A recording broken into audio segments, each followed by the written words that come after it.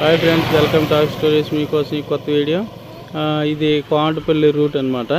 కోమటపల్లి రూట్లో హైవేలో కోమటపల్లి to బొబ్బుల్ to బల్జిపేట main road అనమాట. ఇది మెయిన్ రోడ్లో ఇది తార్ రోడ్ను ఆనుకొని ఈ 2 ఎకరాలు పెంచారనమాట. చూస్తున్నారు కదా, ఇలాగే రోడ్డు ఫేసింగ్ అన్నట్టు, ఈ రోడ్డు ఫేసింగ్ అన్నట్టు సిమెంట్ రోడ్డు కూడా మనకి డెవలప్ చేశారు.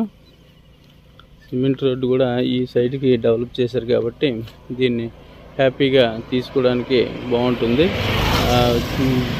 హౌస్ కట్టుకోవడానికి ఏదైనా ప్లాన్ చేసుకొని ఇన్వెస్ట్ చేసుకోవడానికి బాగుంటుంది. హౌస్ కన్నా ఇన్వెస్ట్మెంట్కి బాగుంటుంది ఎప్పుడైనా. కానీ ఇది బొబ్బులకి దగ్గర కాబట్టి డెవలప్ చేయడానికి మంచిగా ఉంది ఈ వెంచరు. కాబట్టి ఈ వెంచర్లో ఎవరైనా ఇన్వెస్ట్ చేసుకోవడానికి చాలా బాగుంటుంది అన్నమాట. ఇది మెయిన్ రోడ్ని ఆనుకుని వెంచర్ చూస్తున్నారు కదా, ఎంత బాగుందో. ఇలాగే మెయిన్ రోడ్ని ఆనుకుని ఉంది. అంతేకాకుండా కమర్షియల్ బిట్లు తక్కువ 4 వీట్లు తిరిగినాయి. అలాగే కాకుండా మెయిన్ రోడ్డుకి దగ్గర వెహికల్స్ కూడా మీకు నియర్ బై ఉన్నాయన్నమాట. చాలా దగ్గరలోనే ఉన్నాయి వెహికల్స్, అన్నీ ఇక్కడే తిరుగుతున్నాయి. సో ఇంతకన్నా మీకు ఇంకేం కావాలి? సో ఇదైతే 6,500 ఆ రేంజ్లో గజం రేట్ ఉంటుంది. కాబట్టి తక్కువ రేటే సిమెంట్ రోడ్డు అన్నమాట. ఈ సిమెంట్ రోడ్డు పైన మనం నడిచి తీస్తున్నాం. కాలువలు కట్టారు, సిమెంట్ రోడ్లు వేసారు.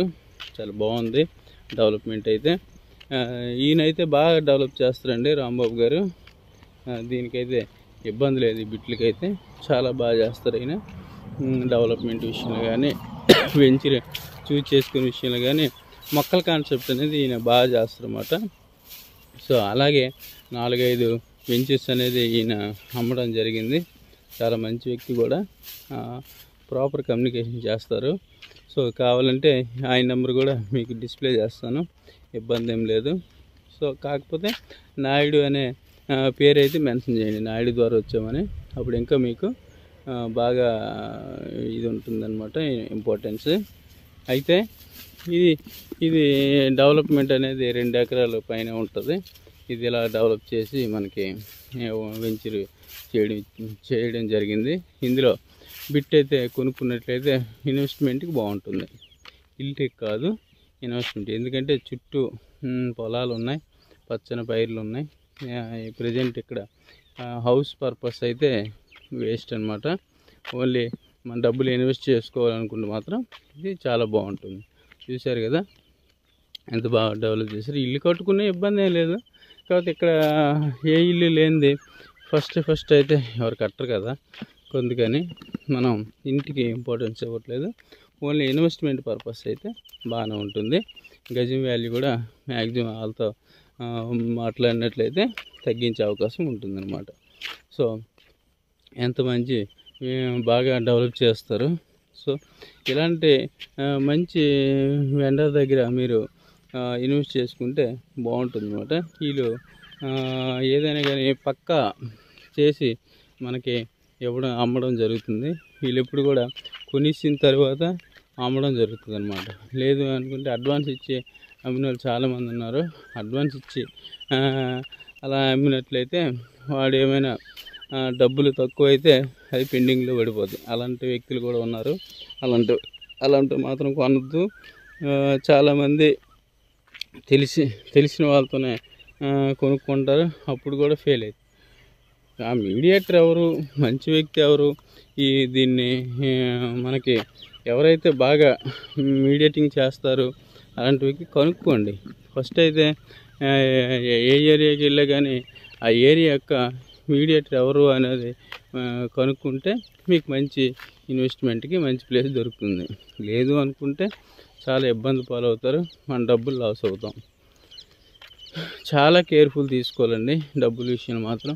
ఎందుకంటే ఎంతో కష్టపడి ఒక చిన్న జాబ్ అవ్వచ్చు, పెద్ద జాబ్ అవ్వచ్చు, ఎవరు తాహకు దగ్గర ఒక 10 లక్షలు కష్టం అనుకోవచ్చు, ఒక ₹1,00,000 కష్టం అనిపిస్తుంది. ఎందుకు అలా?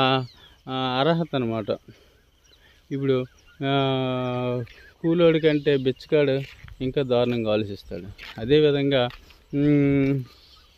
పరిస్థితి వేరే ఉంటుంది. ఒకరోజు కూలీ లేకపోతేనే కొంతమంది కరోనా టైంలో చూసాం కదా, అసలు ఇంతమంది పేదవాళ్ళు ఉన్నారా అనేది అంతవరకు కూడా అర్థం కాల నాకైతే. ఎందుకంటే నాకు తెలీదు, అంటే 10 రోజులు ఫుడ్ ఇబ్బంది అయితే ఇంతమందికి ఇబ్బంది అవుతుందని. సో అలాగే ప్రతి ఒక్కరికి కూడా లక్షలు కష్టపడి సాధిస్తారు కాబట్టి ఒకరికి 10 లక్షలు పోయినా ఏం కాదు, ఒకరికి 50,000 పోతేనే మనిషి విలవిల్లాడిపోయి వాళ్ళ జీవితంలో ఎన్నో కోల్పోతారు. అర్థమవుతుంది కదా. ఒక్కసారి ఒక 50,000 అప్పు తెచ్చామంటే దాని ఇంట్రెస్ట్ భయంకరంగా పెరిగిపోతుంది. ఎందుకు, వాడు తీర్చలేడు కాబట్టి.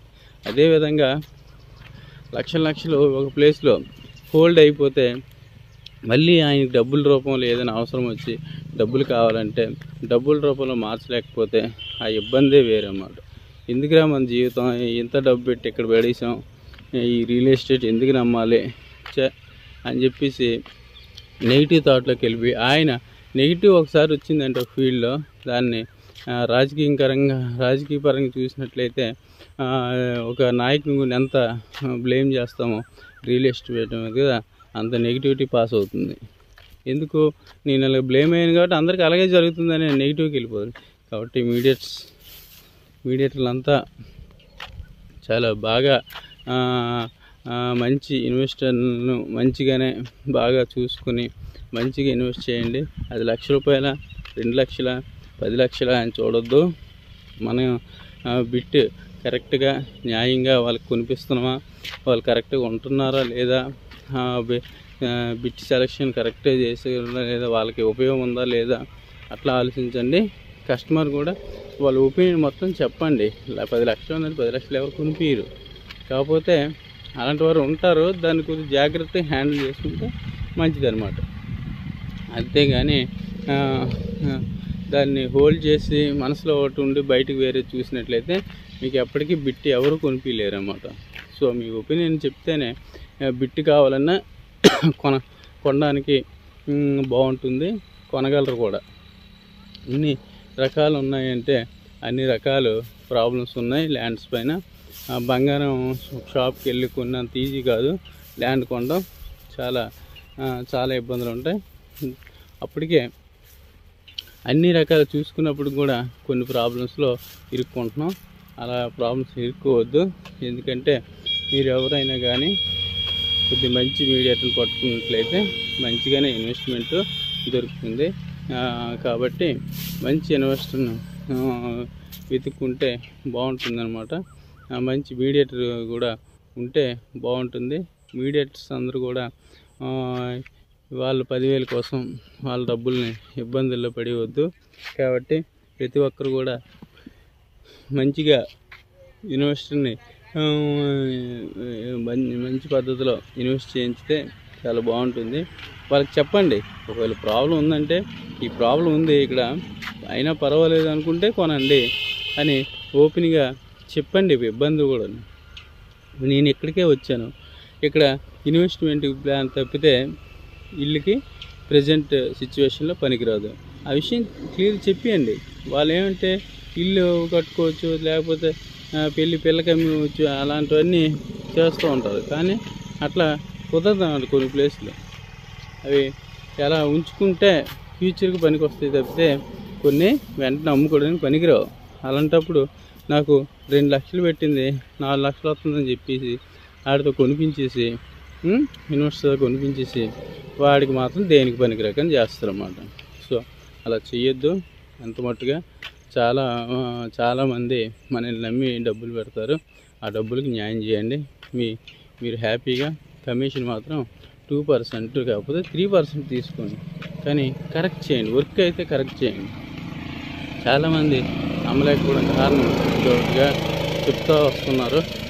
మీడియేటర్స్ని ఎవరు నమ్మాలి ఎవరు నమ్మకూడదు అనేది అందరినీ నమ్మండి. అందరూ కూడా మీడియేటర్స్ కూడా చక్కగా ఒక పద్ధతిగా వెళ్ళండి, మన ఫీల్డ్ని నిలబెట్టండి. కాబట్టి చాలా మంచిగా అందరూ కూడా చేస్తారని నేను కోరుకుంటున్నాను. నా వీడియోస్ని సపోర్ట్ చేయండి, నా వీడియోస్ని సబ్స్క్రైబ్ చేయండి. మీకు యూజ్ కాకపోతే వేరే వాళ్ళకి యూజ్ అవుతుంది. కాబట్టి ఈ విషయాన్ని షేర్ చేయండి. ఇంకా ఎన్నో వీడియోస్తో మీ ముందుకు వస్తాను. చాలా మంచి ఇన్ఫర్మేషన్ నా ఛానల్లో దొరుకుతుంది. ప్రతి ఏరియాలోని ప్రతి వెంచర్ కూడా చేయడం జరుగుతుంది. దయచేసి నా వీడియోస్ని షేర్ చేయండి. Thank you for watching.